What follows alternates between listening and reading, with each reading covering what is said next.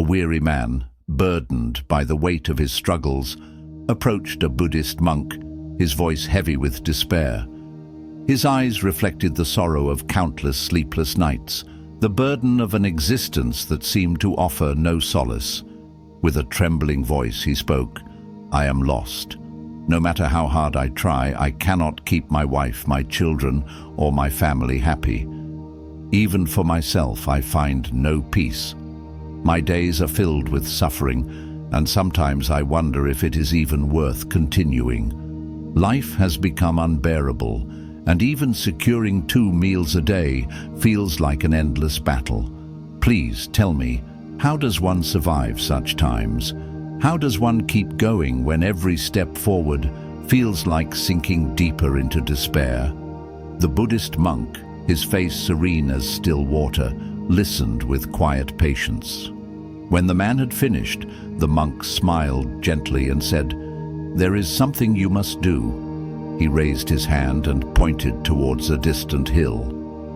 "On that hill, there is a temple, and near the temple, there is an anthill where thousands of ants live.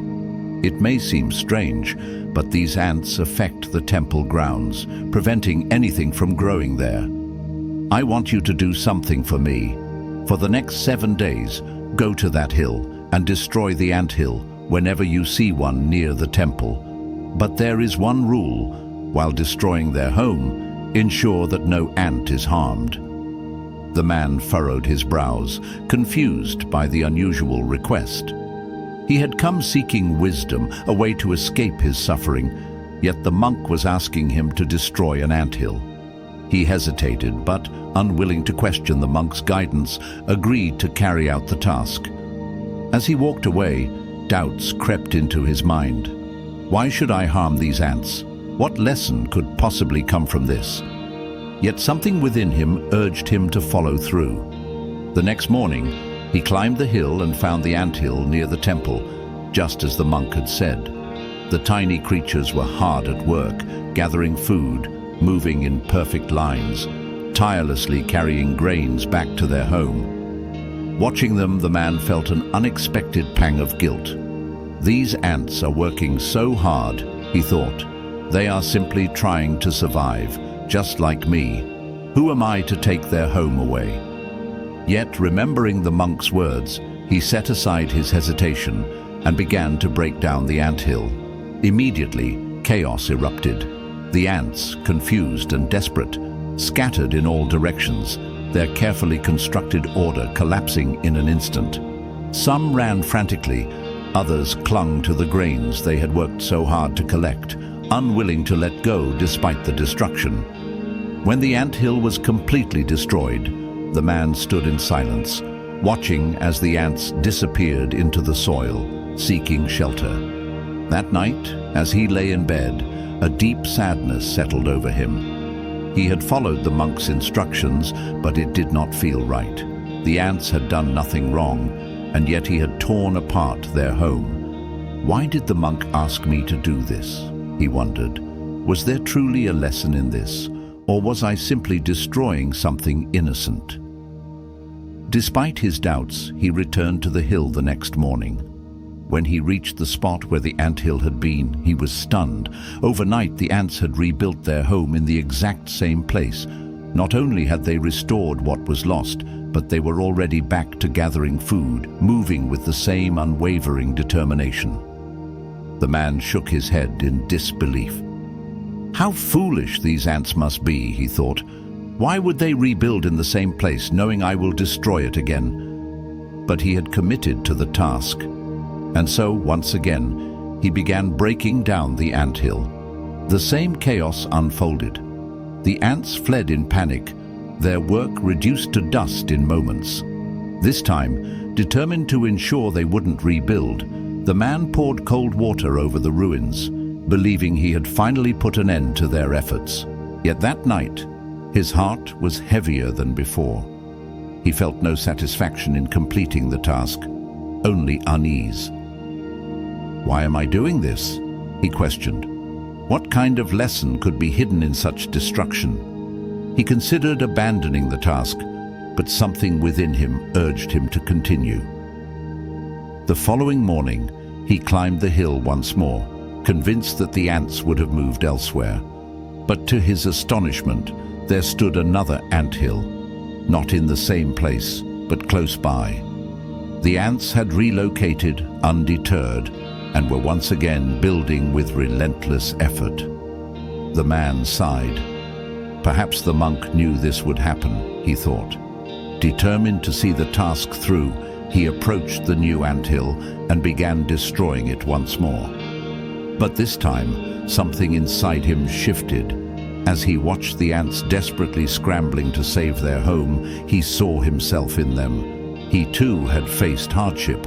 He too had struggled to keep his life together, only for circumstances to tear it apart time and again. He had felt hopeless, as though the world conspired against him. But unlike these ants, he had given in to despair.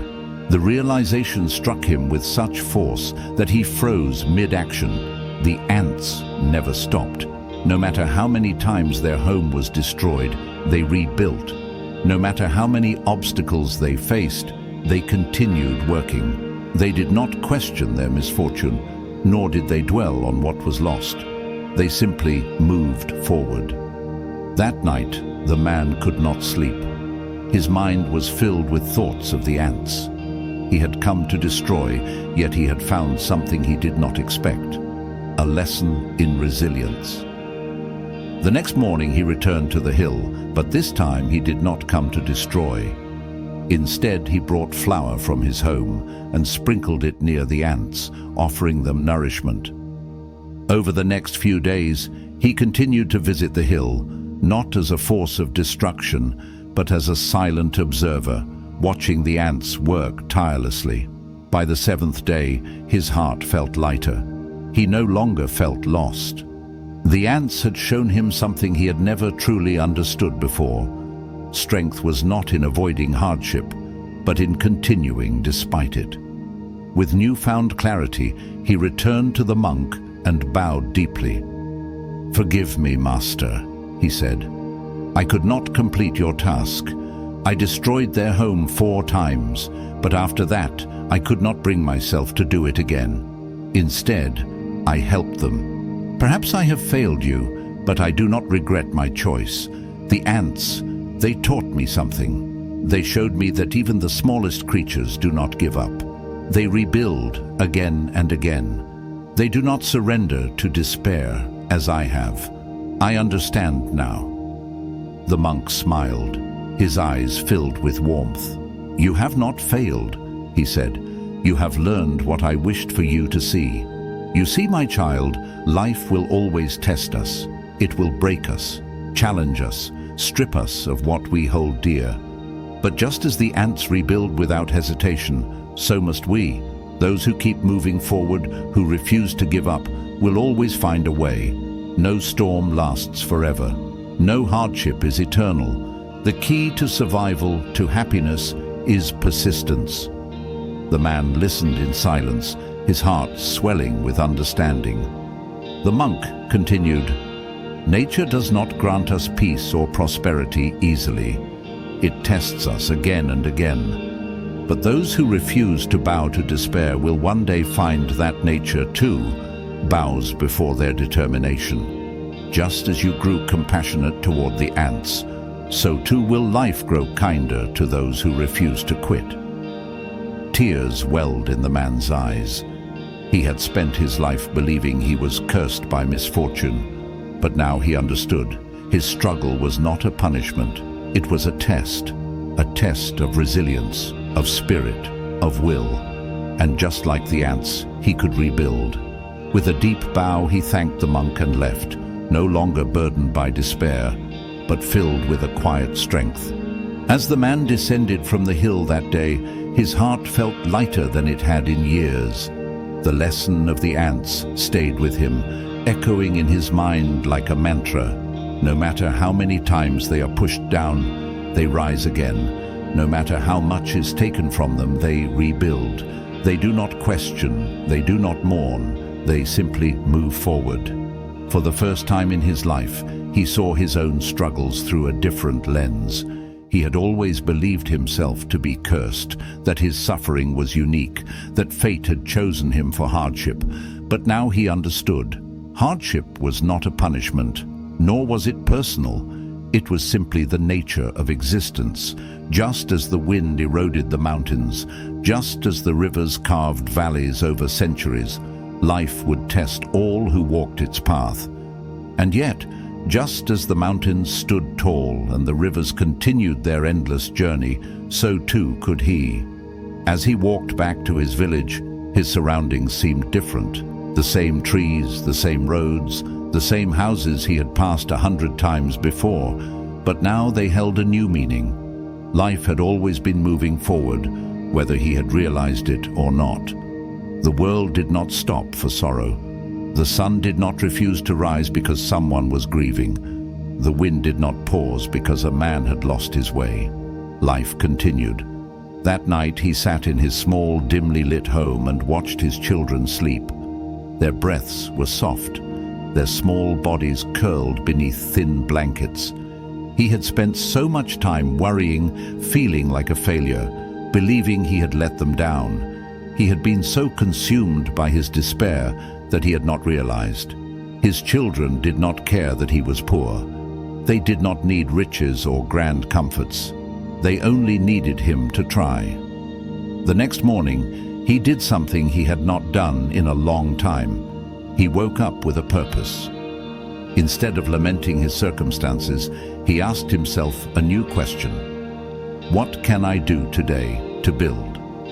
He had spent too long mourning what was lost. Now he would begin again. With whatever little strength he had, he went to work. He found small tasks, helping farmers in the fields, carrying water, repairing fences. They were humble jobs, nothing grand, nothing that would make him rich overnight. But they were something. He worked not for immediate reward, but with the knowledge that each effort, no matter how small, was a brick in the foundation of his new life.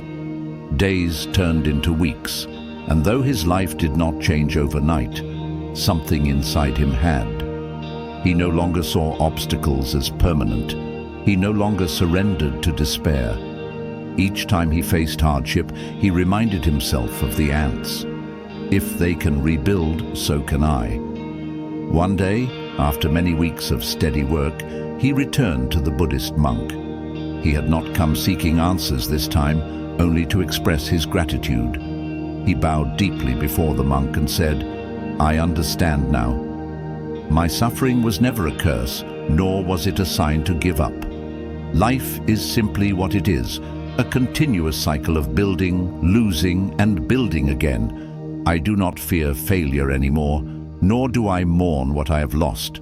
I will keep moving forward, just like the ants. The monk smiled, his eyes filled with warmth. You have learned the most valuable lesson of all.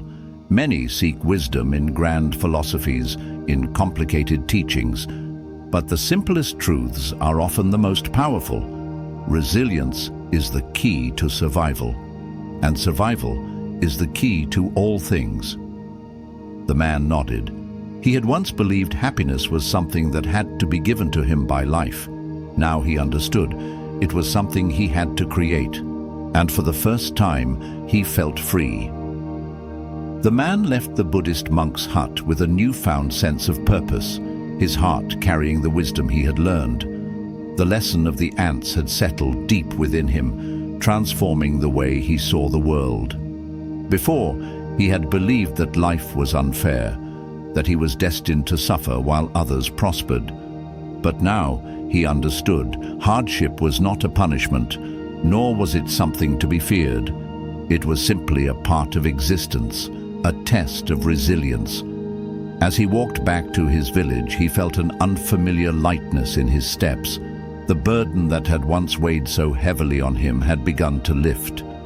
He no longer saw himself as a victim of fate. Instead, he saw himself as a man capable of rebuilding, just like the ants. That evening, when he returned home, his wife noticed the change in him immediately. She had grown accustomed to his slouched shoulders, his tired eyes, and the constant air of hopelessness that surrounded him. But tonight, he stood taller. There was something different in the way he carried himself, something steady, something strong. She hesitated before speaking, afraid that the hope she felt was only an illusion. "What happened?" she finally asked. "You seem different." The man smiled, a rare sight that had become almost forgotten in their household. "I learned something today," he said. "Something that I should have understood a long time ago." His wife looked at him, waiting for him to explain, but he simply sat down with their children, laughing as he played with them. The weight of his worries was still there, but it no longer crushed him. For the first time in a long while, he allowed himself to be present, to enjoy what he had, rather than mourn what he lacked. The next morning, as the sun rose over the village, the man set out to find work. He no longer waited for luck to change or for someone to rescue him from his troubles. He took action.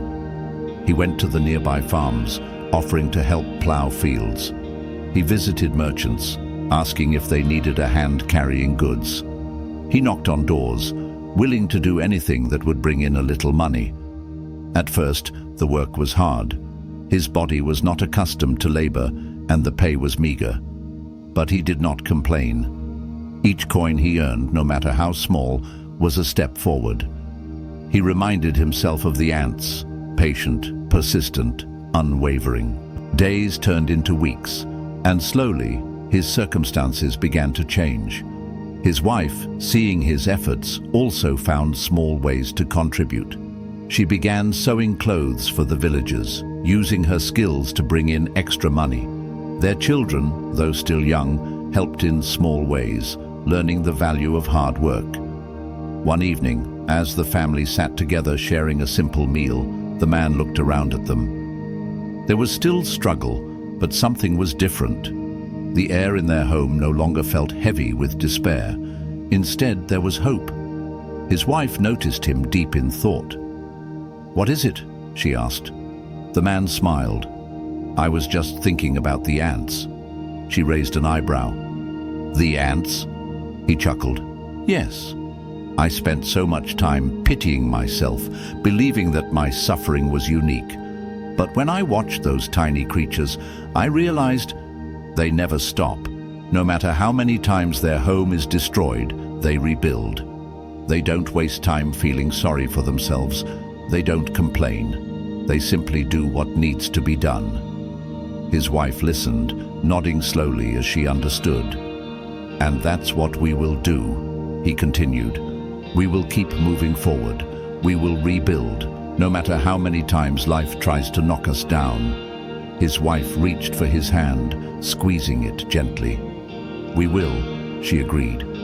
Over the next few months, the man's efforts bore fruit. His determination caught the attention of a wealthy merchant who offered him a more stable job, managing shipments of goods. With steady work, the man was able to save money, repair their home, and provide better for his family. But more than the material improvements, the biggest change was within him. He no longer feared hardship. He no longer saw failure as the end. He had learned the most valuable lesson of all: resilience. One day, as he was walking through the village, he saw a group of children playing near an anthill. They were laughing, poking at it with sticks, watching as the tiny creatures scurried in all directions. The sight brought a smile to his face. He knelt down beside them and said, "Watch closely." The children looked at him curiously. "Come back tomorrow," he said. "You will see something amazing." The next day, just as he expected, the children returned to find the ants had rebuilt their home. Their eyes widened with wonder. "How did they do that so fast?" one child asked. The man chuckled. "Because they never give up," he said. "No matter what happens, they just keep going. And that is the secret to life." The children listened, their young minds absorbing the lesson. One of them, a boy no older than 7, looked up at the man and asked, "Does that mean we should be like the ants?" The man smiled, ruffling the boy's hair. "Yes," he said, "always." As he walked away, he felt a deep sense of peace. His journey had begun with despair, but it had led him to something greater, wisdom. And so the lesson of the ants lived on, passed from one person to another, like a ripple in a pond. The man's life had transformed, not because his circumstances had suddenly become easy, but because he had learned to face them with a different mindset. He no longer felt cursed by fate or weighed down by his struggles. Instead, he approached each day with a quiet determination, knowing that no matter what happened, he could rebuild. One afternoon, as he worked at the merchant's store, loading sacks of grain onto a cart, an old friend approached him. This friend had once been as hopeless as he had been, drowning in despair, believing life was unfair and unkind. "I don't understand," the friend said, watching the man work with focus and purpose. "A few months ago you were lost, you were drowning in misery, and now you walk as if the weight of the world has been lifted off your shoulders. What changed?" The man wiped the sweat from his brow and smiled. "Come, let's take a walk." Together, they left the merchant's store and made their way through the village. The man led his friend up the familiar path to the hill where the temple stood, the hill where his own transformation had begun. As they reached the top, he pointed towards the ground. "Do you see that?" His friend squinted, trying to make sense of what he was looking at. "An anthill." The man nodded. "Yes, but do you know how many times I destroyed that anthill?" His friend looked at him in surprise. "You destroyed it?" The man chuckled softly. "Yes, and not just once, again and again for days." His friend frowned, puzzled by his words. "Why? What did the ants ever do to you?" The man sat on a rock and gestured for his friend to do the same. Then, in a slow, steady voice, he began to tell the story. He spoke of his encounter with the Buddhist monk, of the unusual task he had been given, and of how he had watched the ants rebuild their home, time after time, with unwavering determination. As he spoke, his friend listened intently, absorbing every word. "The first time I saw them rebuild, I thought they were foolish," the man admitted. "I thought, why don't they just move somewhere else?" But then I realized they weren't foolish at all. They weren't wasting their time. They were simply living by a truth greater than any philosophy. No matter how many times life takes from you, you must rebuild. His friend looked at the anthill, deep in thought. "But what if you're too tired to rebuild? What if you don't have the strength?" The man nodded. I asked myself the same thing, and then I realized, strength doesn't come before you act. It comes because you act. The ants didn't sit around waiting to feel strong before they started again. They simply started, and the strength came from the doing. His friend sat in silence, watching the tiny creatures moving tirelessly, carrying grains of sand, rebuilding their world without hesitation. "I was like them once," the man continued. "Not the ants who rebuild, but the ones who scatter in fear when disaster strikes. I ran, I broke down, I lost all hope. But then I saw what they did and I realized I had a choice. I could keep mourning what was lost, or I could start building again." His friend sighed, rubbing his hands together. "I wish I had that kind of strength." The man smiled. "You already do. You just don't see it yet." They sat there for a while, watching the ants work, until the friend finally stood. His eyes held a new spark, a quiet determination that had not been there before. "Thank you," he said. "I think I understand now." The man nodded. "Good. Now go build." And with that, his friend left, carrying with him a lesson that would change his life, just as it had changed the man's. Back in the village, the man continued his work, not just for his family, but for those around him. He had once believed that happiness was something he had to receive. Now he understood that happiness was something he had to give. He began helping others who were struggling. If someone needed food, he shared what little he had. If someone needed work, he found a way to help them earn. If someone was lost in despair, he told them the story of the ants. Slowly, the village itself began to change. The people who had once felt hopeless started to believe in themselves again. The man's transformation had created a ripple effect, touching the lives of those who had once shared his despair. One day, an elderly woman approached him, her eyes filled with gratitude. "You have changed, my son," she said. "Once you were a man weighed down by sorrow, but now you bring light to others." The man bowed his head respectfully. "It was not I who changed," he said. "It was the ants who taught me how to live." The old woman smiled. "Then may we all learn from the ants." And so the lesson spread. The story of the ants was passed from one person to another, whispered in hushed conversations, told to children as they fell asleep, shared among neighbors who had once lost hope. It became a truth that lived in the hearts of the people, a reminder that no matter how many times life knocked them down, they could always stand up again. For the first time in many years, the village, once filled with sorrow, began to thrive. And the man, who had once believed he had nothing left to give, had become the very source of hope he had once sought. Seasons changed, and with each passing day the man's life continued to transform. He no longer walked with the weight of despair on his shoulders. Instead, he carried something different: purpose. Word of his change spread throughout the village. People who had once pitied him now admired him. They saw how he worked tirelessly, how he faced each hardship without complaint, and how he had become a source of strength for those who had none. One evening, as he sat by the river watching the sun dip below the horizon, the Buddhist monk approached him. "I hear you have been teaching the wisdom of the ants," the monk said with a gentle smile. The man looked up, surprised.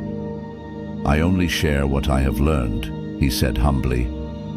The monk sat beside him, the sound of the flowing river filling the silence between them. "And what have you learned?" The man took a deep breath before answering. "That hardship is not meant to break us, it is meant to test us. That suffering is not a punishment, it is an opportunity to grow. That every time life tears something away from us, we are given a choice: to mourn what is lost or to build again." The monk nodded, his expression unreadable. "And have you found peace?" The man thought for a moment. "Peace does not mean an absence of struggle," he said. "It means understanding that struggle is a part of life. And once you stop resisting it, once you accept it as part of the journey, it loses its power over you." The monk smiled. "You have understood well." For a long while they sat in silence, watching the river flow, its waters endlessly moving forward, never turning back. After some time, the monk spoke again. "There is something else you must understand." The man turned to him, listening intently. "You have learned to rebuild after loss," the monk said. "But now you must learn something even greater. You must teach others to do the same." The man frowned slightly. "But I already do. I share the story of the ants.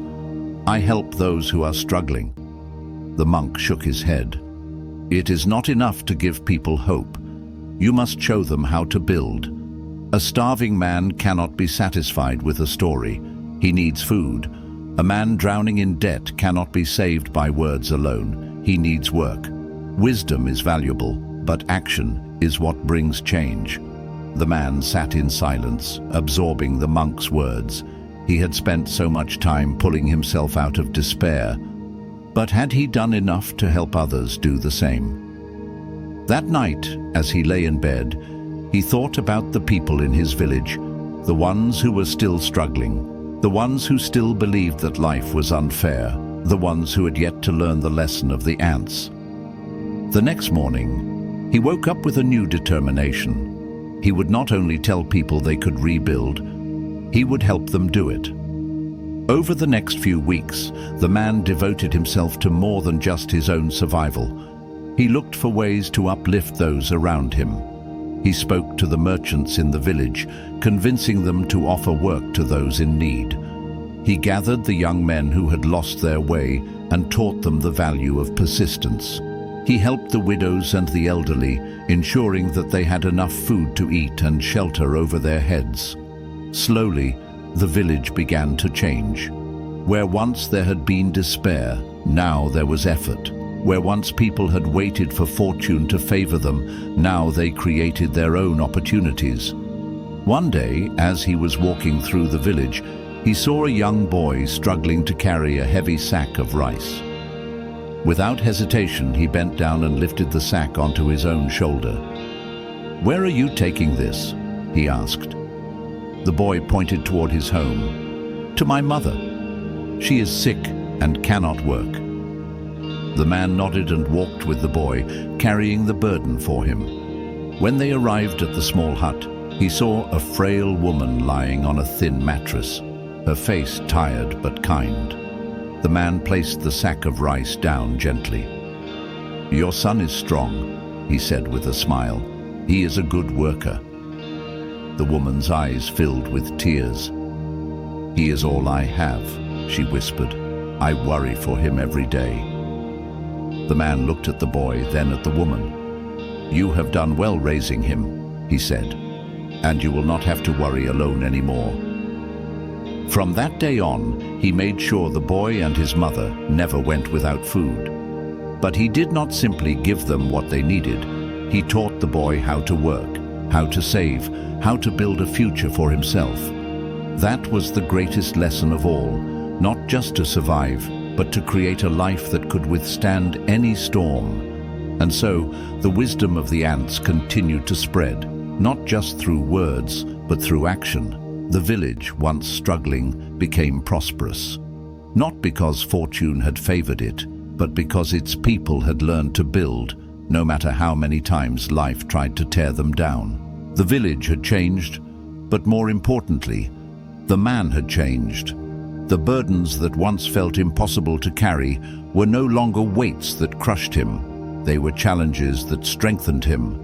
The people around him, once filled with despair, had begun to understand what he had learned from the ants. No matter how many times life takes from you, no matter how many times you are knocked down, you must get up and rebuild. One evening, as he walked through the village, he saw an old man sitting alone near the temple steps, his face weary, his eyes hollow with sorrow. The man recognized the look. It was the same expression he had once worn, the same heavy shadow that had darkened his own days. Without hesitation, he sat down beside him. The old man barely glanced at him, his gaze fixed on the horizon. "You carry a great weight," the man said softly. The old man sighed. "I have lost everything," he murmured. "My family, my home, my purpose. I have nothing left." The man was silent for a moment before he spoke. "Come with me." The old man frowned. "Where?" "To see the ones who have lost more than you," the man said. Reluctantly, the old man followed. The man led him through the village, stopping at the small hut where the sick woman and her son lived. The boy was outside, carefully weaving a basket, his hands swift, his expression focused. "What do you see?" the man asked.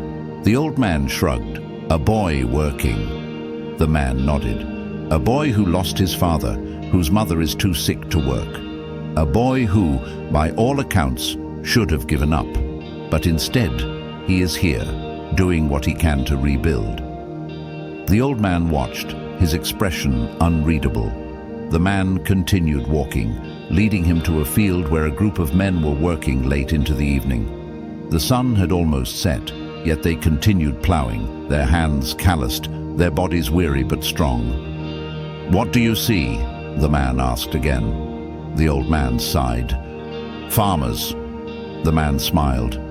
"Men who once believed they had no future. Men who months ago sat where you are sitting now, believing they had nothing left. And yet, here they are, working, building, moving forward." The old man stared at the workers, his lips pressed together. Finally, the man led him to the temple steps, where they sat once more. "You say you have lost everything," the man said. "Perhaps you have. But loss is not the end. It is simply an empty space waiting to be filled again." The old man exhaled deeply, running a hand through his thinning hair. "But I am tired," he admitted. "I have no strength left." The man nodded. "I know. I was once where you are now. I wanted to stop trying. I believed that life had beaten me too many times." He looked at the old man and smiled. "And then I met the ants." The old man frowned. "The ants?" The man chuckled. "Yes, the smallest creatures in the world taught me the greatest lesson.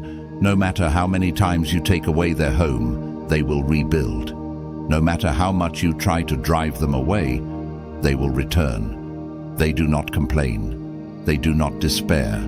They simply start again." The old man was silent, staring down at the ground. The man placed a hand on his shoulder. "You have a choice," he said. "You can sit here and mourn what you have lost, or you can get up and start again." For a long while, the old man did not speak. But eventually, he nodded. "I will try," he whispered. The man smiled. "That is enough." Days passed, then weeks. Slowly, the old man began to heal. He found work, small tasks at first, then larger ones. His hands, once idle, found purpose again. His heart, once heavy, grew lighter. One day, as the man walked through the village, he saw the old man sitting outside his small home, carving a piece of wood. He was focused, his hands steady, his expression peaceful. The man approached him. "What are you making?" The old man smiled for the first time in a long while. "A gift." "For whom?" "For a boy I know," the old man said. "A boy who has lost much but refuses to give up." The man nodded. The lesson had been passed on once more, and so the wisdom of the ants continued to spread. Years later, when the man had grown old, he sat on the same hill where his journey had begun. The temple stood before him, unchanged by time, and the earth around it was still alive with the movement of ants. A younger man, one of the many he had helped over the years, sat beside him. "Tell me," the young man asked, "do you ever regret anything?" The old man smiled. "Only that I did not learn the lesson of the ants sooner." The young man thought for a moment before asking, "And what is that lesson?" The old man looked out at the setting sun, the sky painted with hues of gold and crimson. That no matter what happens, no matter how many times life takes from you, no matter how many times you are knocked down, you must rebuild. You must rise again and again until the end of your days. The young man nodded, as if the words were settling deep into his soul. The old man chuckled.